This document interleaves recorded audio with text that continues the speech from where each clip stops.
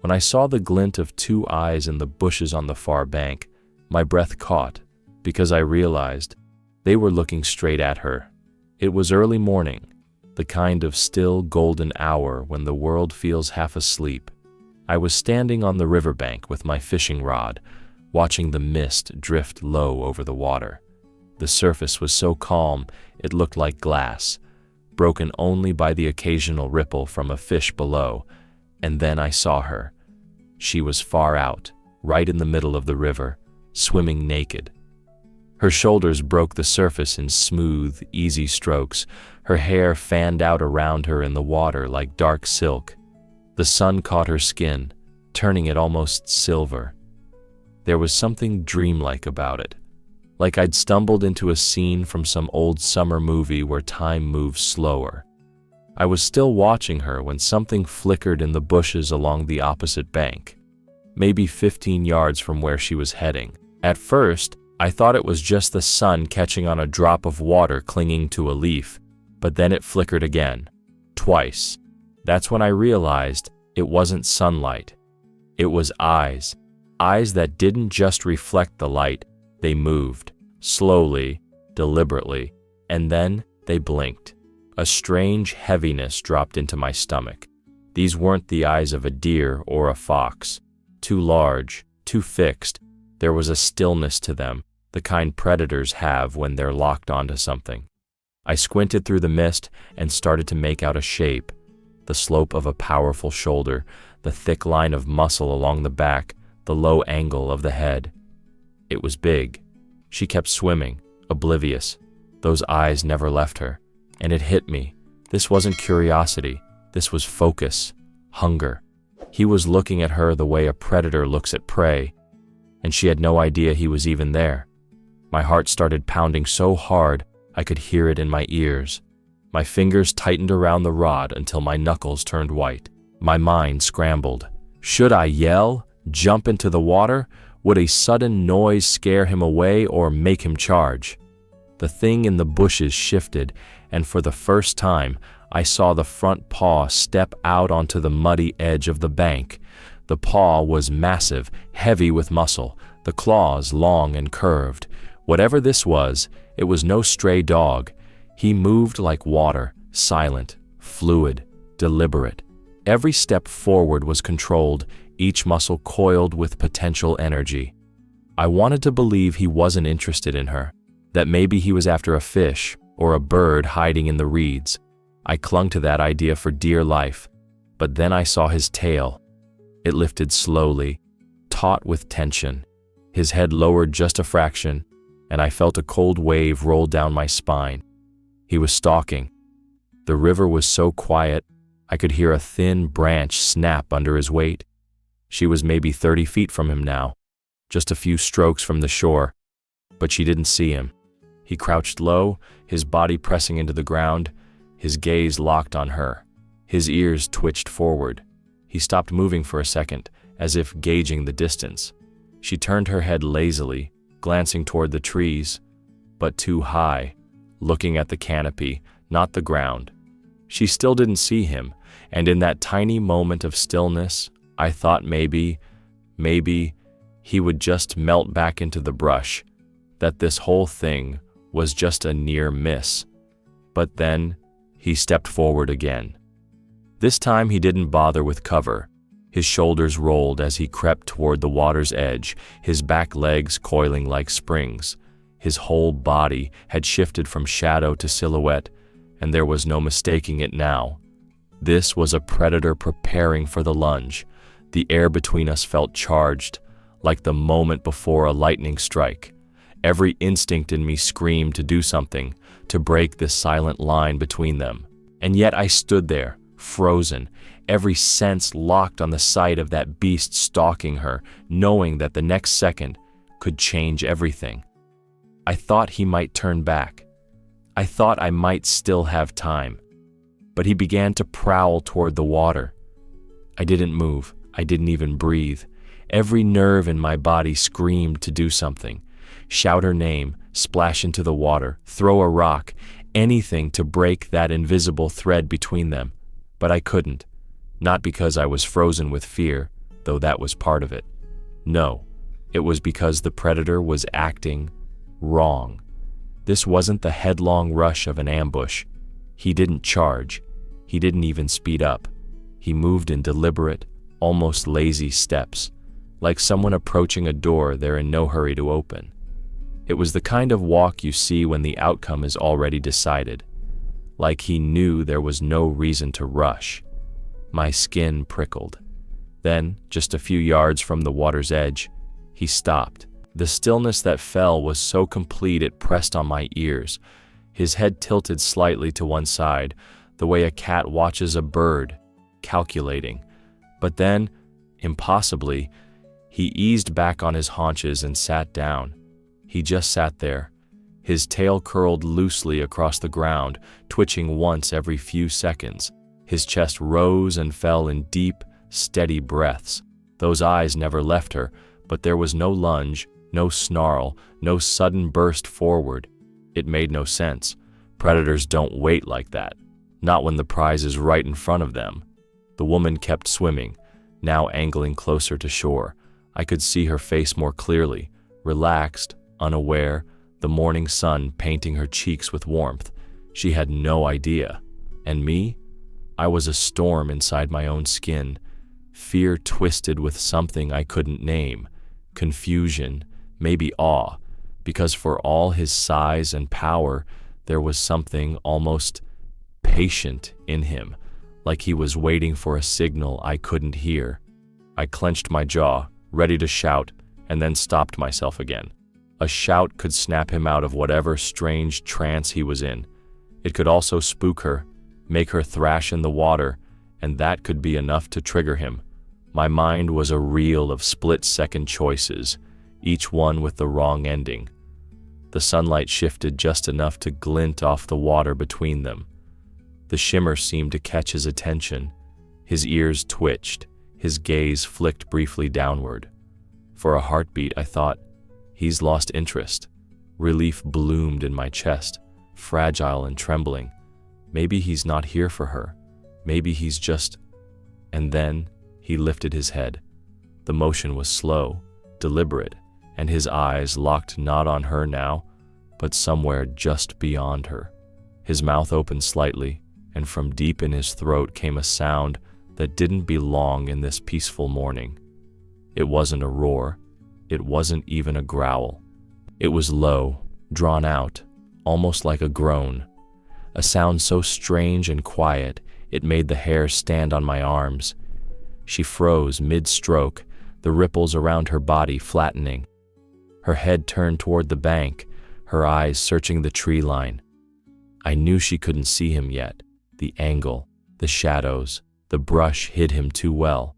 But that sound had reached her. I saw her brow furrow, her mouth open slightly, as if to call out. The predator stayed still, watching. The sound hung in the air like a thread between them. I couldn't tell if it was a warning or something else entirely. My pulse hammered.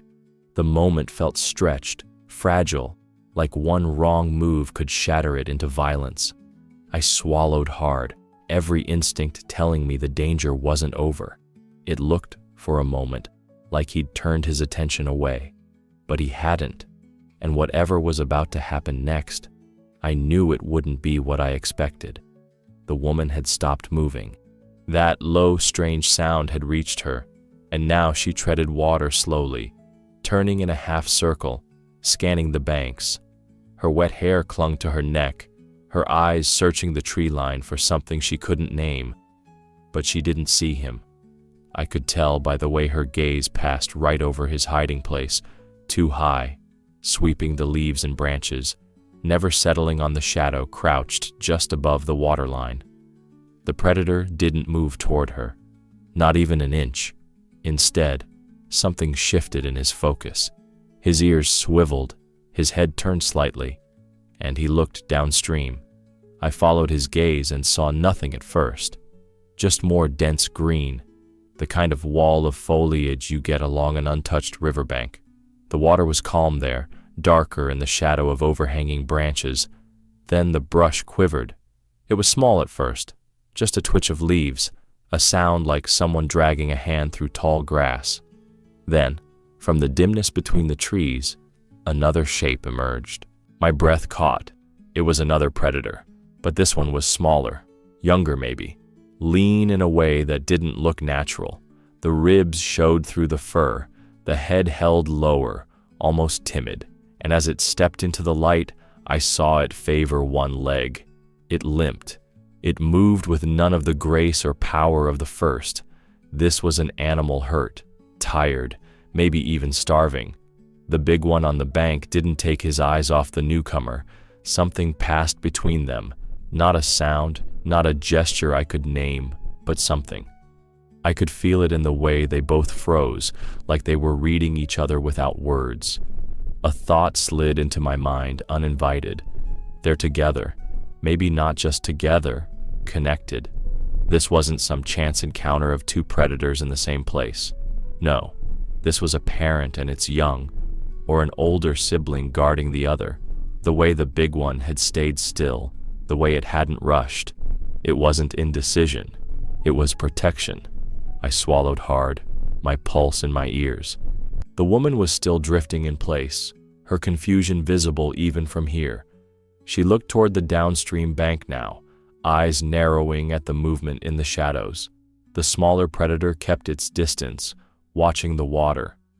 The limp made it slow, almost hesitant, and I could see its chest rise and fall faster than it should. The big one shifted slightly, a movement that felt less like aggression and more like reassurance, a presence saying, "I'm here, I've got you." And for the first time, I wasn't sure the danger in this moment was for her at all. It looked, just for a breath, like the big one had lost all interest in her. His head angled toward the younger one, his eyes softening, or at least losing that sharp, predatory edge. I even thought I saw him lean back a little, as though ready to retreat deeper into the bushes with the smaller one in tow. Relief flickered through me, quick and unsteady. Maybe this was all just bad timing. Maybe she was never the target. Maybe this morning would end without blood in the water. I thought he was done with her. But then, he turned his head, slowly, purposefully, and his gaze went right back to her. She started moving toward the shore. Whatever uncertainty had touched her face before was gone now. She was smiling, actually laughing, tossing her hair back as she cut through the water with slow, confident strokes. She had no idea. The big predator on the bank stayed perfectly still, his attention still fixed on her. I could feel the knot in my chest tighten, my hands curled into fists. I couldn't stand it anymore. I opened my mouth, ready to shout, to call out, to tell her to stop, to get to the opposite bank. Anything. But before I could make a sound, he moved. Not forward, back. One slow step into the undergrowth, then another. His massive shoulders disappeared into shadow. The sunlight that had caught in his eyes was gone, replaced by leaves and branches. He was retreating. The sudden shift left me stunned, my thoughts tumbling over each other. Just moments ago, I'd been certain something terrible was about to happen. Now it looked like the moment had passed, like he'd decided it wasn't worth it after all. My chest loosened. I let out a long, shaky breath I didn't realize I'd been holding. She reached the shallows now, her feet finding the riverbed. She stood, the water glistening on her skin in the morning light. She waded toward the bank, still smiling, splashing herself playfully. It was over. I told myself that, over and over, like a mantra. And then, the bushes moved again. My eyes snapped to the spot where he'd vanished. Leaves shifted, and a shadow pushed through. The big one again. But something in him had changed. He wasn't gliding forward in that slow, measured way anymore. His head was higher, his ears pricked forward, his whole frame radiating alertness. This wasn't the calculated patience of a stalker. This was the stance of an animal on edge, sensing something else. And this time, he wasn't looking at her. His gaze was locked past her, at the water behind her back. I followed his line of sight. At first I saw nothing, just the glassy surface of the river, a few drifting leaves, a lazy swirl where the current met the shallows. But then, deep beneath that shimmer, something shifted. A darker shape, big enough to distort the water above it, slid slowly toward her. She didn't see it. She was only a few steps from the bank, smiling as she brushed wet hair from her face. The big predator's body went rigid, his muscles bunched as though preparing for something entirely different than what I'd been expecting all along. His tail twitched once, sharply, and stilled.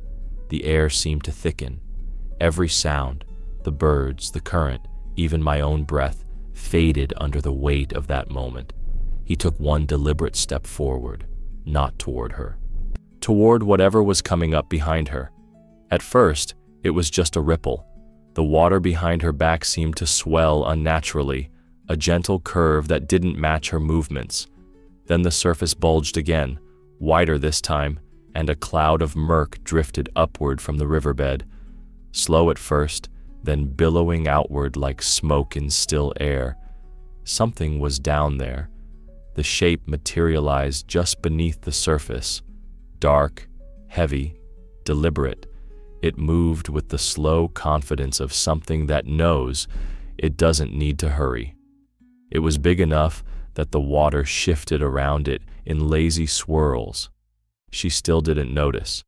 She was only a few steps from the bank now, brushing her hair from her face, water glistening on her arms. The big predator on the shore had gone completely rigid. His body angled toward the shape in the water, every muscle drawn tight. He stepped forward, one paw sinking into the shallows, then another. The ripples from his movement reached her feet, and she glanced down briefly, but her eyes still didn't catch the dark shadow behind her. My pulse thudded in my throat.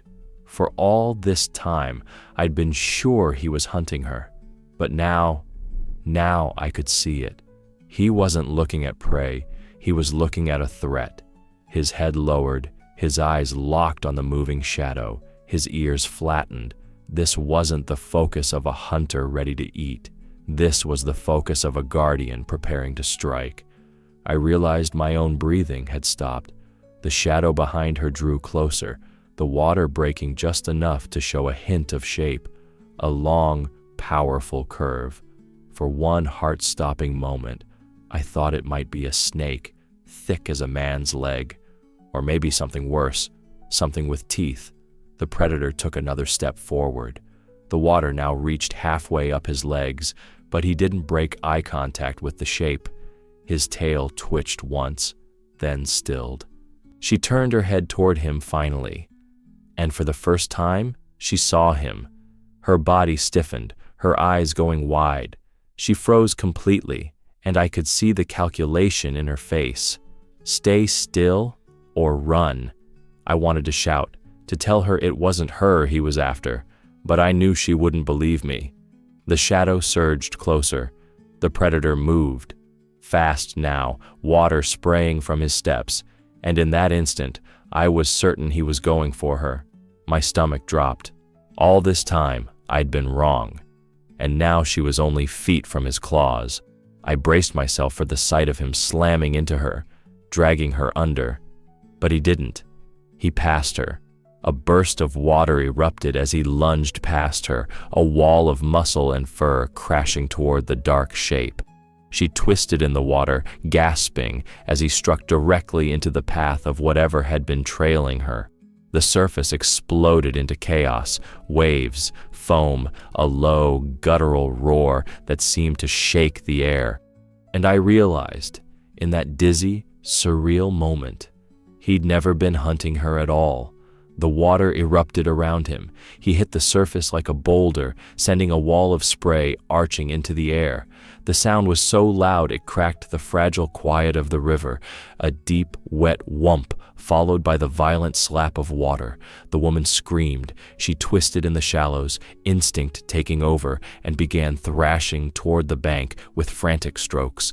Her laughter from seconds earlier was gone. Now there was only raw panic in her voice as she gulped for air between splashes, but the predator wasn't following her. If your heart's pounding right now, you understand. Subscribe to this channel. Here, we tell the real stories nature keeps hidden. In the chaos of churning water, I caught flashes of his massive body surging forward, not at her, but at the dark shape just beneath the surface. The shadow reacted instantly, twisting away in the current, but not fast enough. The predator's roar rolled across the water, low and guttural, vibrating in my chest. It wasn't the sound of hunger. It was the sound of warning, of rage. He slammed into the shape, and for a split second, the water between them rose like a swell. The murk swirled violently, turning the clear shallows into a storm of bubbles and silt. The shadow shuddered, veering away from the woman. He was pushing it off her path. I could hardly process what I was seeing. My mind kept tripping over the same impossible truth. He wasn't trying to kill her. He was protecting her. The woman, still gasping, stumbled onto the bank. She collapsed to her knees in the mud, coughing hard, her shoulders trembling. She kept her eyes on the water, bracing for him to come charging out after her. But he didn't. Instead, the predator stayed in the shallows, standing between her and whatever had been following her. The muscles in his back rippled as he planted himself firmly, his head lowered toward the water. Every line of his body was a barrier. The shadow lingered for a moment, its shape flickering beneath the surface, then slid away, deeper into the river. The water slowly began to settle, the ripples stretching out like the last breath of a storm. The woman looked at me then, just for a moment, her expression a mixture of disbelief and terror. I couldn't speak. My own throat felt too tight to form words. The predator lifted his head. Water streamed from his fur in heavy sheets, dripping back into the river. His breathing was deep but steady. For a moment, he seemed to be listening, making sure the other threat was truly gone. And then, he turned. Not toward the retreating shape, toward me. Those eyes, the same ones I'd first seen glinting from the bushes, locked onto mine. And in that instant, the air around me seemed to thicken again. I thought he might be done, that he'd slip back into the trees without a sound, vanishing the way wild things do. But he didn't. He stood there, still in the shallows, his gaze fixed on me, as if weighing something. He moved toward the shore with deliberate, heavy steps, water streaming off his fur in long ribbons.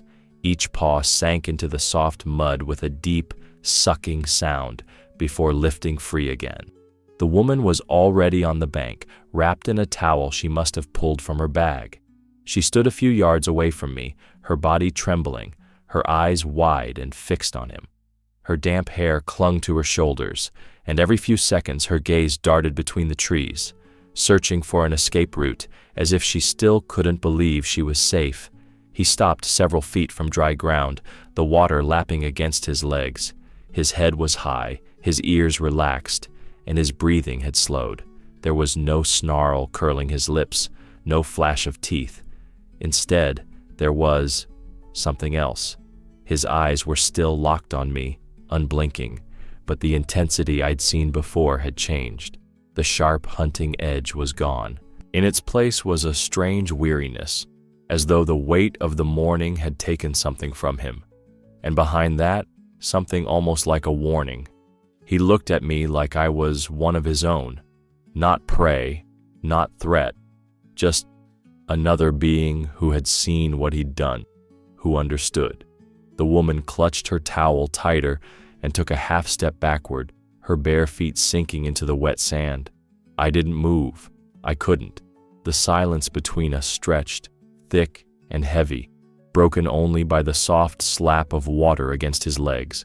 I had the insane thought that if I reached out, I could touch him, that he would let me. But something told me that wasn't why he stood there. Then, without warning, he turned his head to the side. The movement was slow, and for a moment, I thought he'd finally decided to disappear back into the brush. But the turn revealed something I hadn't seen before. A long, jagged scar ran across his ribcage, starting just behind the shoulder and cutting deep toward his flank. Even from this distance, I could see how the fur had grown unevenly around it, the skin puckered and warped. It wasn't fresh. This was an old wound, and I knew what had made it. I'd seen marks like that before on animals caught in illegal traps out in the backcountry. Steel jaws, rusted and unforgiving. That didn't care what they held. The thought hit me hard. He'd been caught once, hurt, by people, and yet here he was, standing between one of us and whatever had been in that water. I felt a lump rise in my throat. The world seemed to narrow down to just the three of us. Me, the woman still shaking in her towel, and him. For a heartbeat, I wondered if he remembered. Not me specifically, but people. The pain we'd caused him, the day he'd fought to free himself, and maybe the day someone let him go. The woman edged closer to me, clutching her towel tight around her shoulders. Her bare feet squelched in the wet sand and her breathing was still unsteady. She stopped just a step away, her eyes never leaving the animal standing in the shallows. When she spoke, it was barely above a whisper. What was that?" Her voice cracked on the last word. I didn't answer right away. I couldn't. My thoughts were still tangled in the image of him standing between her and that thing in the water. We both turned to look at him. The big predator had shifted his weight, water streaming off his legs as he stepped onto the bank. He didn't look back at us, not yet. His head was high, his pace unhurried, but there was a heaviness to his movement, as though every step carried the weight of something more than just his own body. The scar along his side caught the morning light again, pale against the darker fur. I couldn't tear my eyes from it. The jagged edges, the way the fur never grew back quite right. I'd seen that pattern before, a steel trap, a human trap. And the thought came, uninvited, but sharp as a blade. We did that to him. Somewhere in his life, someone had caused him that pain. Maybe they'd left him there. Maybe someone had freed him, but the memory of that agony would have been burned into him, deep as the scar itself. And still, he had chosen to turn toward danger, not away from it. He had chosen to protect one of us. The woman's hand brushed my arm, snapping me out of the trance. She was still watching him, her brow furrowed in confusion, her lips parted as if she wanted to say something, but couldn't find the words. "What is he doing?" she murmured. I didn't answer, because I wasn't sure she'd believe me. He reached the edge of the trees, the shadows swallowing the lower half of his body. For a moment, he paused. His head turned slightly, not enough for his gaze to meet hers, but enough that his eyes found mine across the water-washed sand. There was nothing predatory in them now. No hunger, no malice. Just a quiet knowing. And I felt it, not in my head, but somewhere deeper. Nature had just shown me it could be wiser and kinder than we are. He looked at me like we'd shared something no one else would understand, like I had seen a truth people rarely get to witness, and now it was mine to carry. Then he turned away for good. His massive body slid into the shadows, the brush closing behind him. Within seconds, he was gone, as if he had never been there at all. We stood there, listening to the stillness he'd left behind. Even the birds seemed to wait before resuming their songs. The woman let out a shaky laugh, the kind people make when they're trying to convince themselves they're fine. She shook her head, her eyes still on the place where he'd vanished. I thought he was going to... She stopped herself, her voice catching. "So did I said quietly. We didn't speak for a while. The river's slow current whispered against the shore. A dragonfly skimmed the water where the fight had churned it to foam minutes earlier. And in that silence, the truth settled in my chest, heavy and undeniable. This wasn't a story I could tell like any other, because if I hadn't been standing there, if I hadn't seen it myself, I wouldn't believe it either. This animal, scarred by us, shaped by wounds we left on him, had still chosen to save a human life. It didn't make sense. It didn't have to. Some things you don't explain. You just carry them with you, knowing they change the way you see everything after. The woman finally pulled her gaze from the trees and looked at me. Her eyes were still wide, the question still hanging in them. "What was it?" she asked again, softer this time. I looked back at the river bank, at the shadowed place where he'd disappeared, and felt my throat tighten. "That," I said slowly, "was something you only see once in a lifetime." She frowned, waiting for more. But I didn't give her more. Some things weren't meant to be wrapped up neatly in words. Because the truth was, I wasn't entirely sure how to say it out loud, that a predator, wild, powerful, and more than capable of killing, had chosen mercy, that something in him, despite everything we'd done to his kind, still reached across the divide between our worlds in that moment. I could still see his eyes, that last look he gave me, and the scar. It hit me again, harder this time. This was the kind of thing people dismiss when they hear it secondhand. Such things don't happen, except they do. I'd seen it. "That doesn't happen," I whispered, more to myself than to her. But I saw it.